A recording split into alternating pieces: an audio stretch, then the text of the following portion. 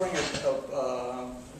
boat houses where they would haul the boats up out of the water. They bring them in out for the 1 month a year when they'd be in that residence and use them from there. These were big name people on that island. But we came back in with those pollock.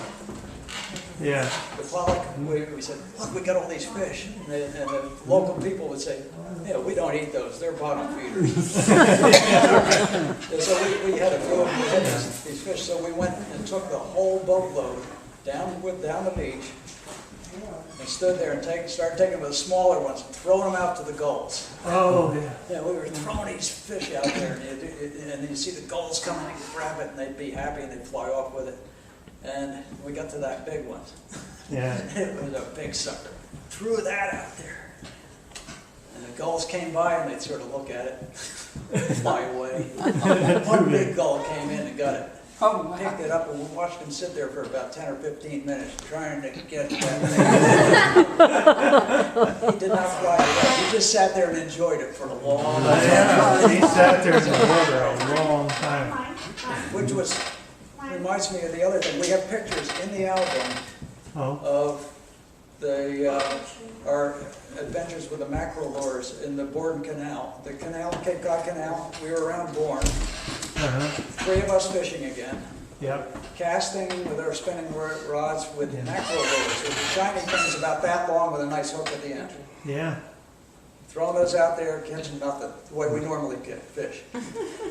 And I don't know which one, I think, was it you who threw it out there and you got a strike? Yeah, I think so. And actually the whole spinning reel thing was a brand new invention, and it had only been a couple years old. That it had just recently been invented, but I cast way out, reeled it back in with this mackerel lure, and I got a bite. Sort of. It was a seagull.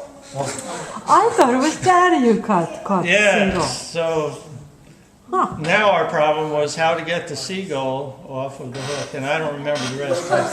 The line was tangled all around. Oh, yeah. So it was incapacitated by this line because it had fluttered around. It become tied up in it. So we're pulling this in. The bird's getting closer and closer to shore. People on each side of us are beginning to watch. A couple of people noticed that this was a little different than usual. We got it up toward the water was about 6 feet below us. We were up on a wall of some sort.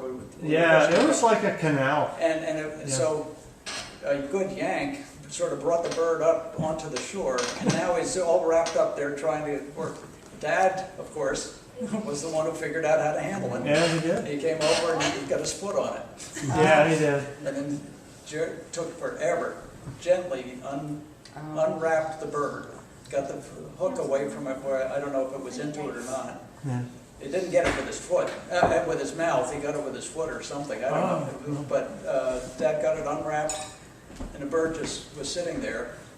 And Dad got his hands around him, took the bird, brought it back, threw him out like that. The bird just took us and sank for a while. Then got the wings out. Just flew straight off across the canal. Never turned back, never said thank you. Just went straight on out. Yeah. And said, I'm out of here. Well, I think it's time that Judy and Ellen tell a story. And I'm going to take this. You know what story I want you to tell. Oh, no. See how it feels. Did we discuss it earlier this evening?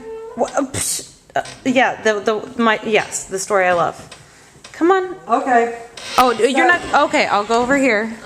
I don't know how to pause this or anything, so I'm just I don't remember why, but Alan and I were sitting up got into a box of dried apricots. Do you remember this, Alan? I thought they were prunes.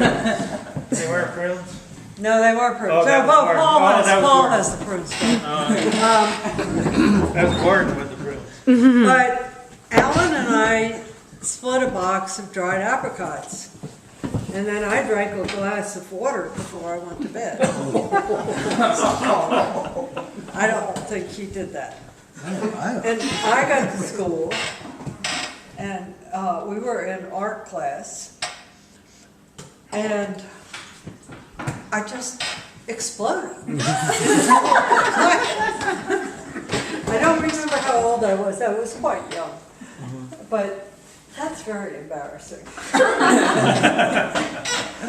And I could not face a dried apricot for a long time after that, but I liked them again. But Judy, how did they look coming out? This is my favorite part. I don't remember. That's not how you told me. What did I tell you? You told me they looked like actual apricots coming out. You said I ran to the bathroom. You gave me a very long version of the story. We woke up in the middle of the night. We snuck downstairs. We were being all sneaky. Oh, come on. Yeah, all sneaky like I was this. not sneaky when I was a kid. Come on. What? You're a huntress. Come No, on. I'll tell you what I did that was sneaky. Was we had an allowance for lunch money to buy lunch at school. I was very much into candy. So the day that Sounds like a we huntress. got our allowance, I would go load up on candy. And then for lunch, Mom would go upstairs to get dressed after we'd had breakfast and before the school bus came, and I would whip together a peanut butter sandwich just like that to take to school for lunch. There you go. So there's my sneaky story. Well, that's your sneakiness. I don't believe you. I believe you're much more devious than that. Well, probably. But I probably have more. all right. I think Gordon has a story related to sugar. Yeah, I think Gordon has a story related to sugar. I have no affinity for sugar. All right. This is like none at all. Well, I know one thing about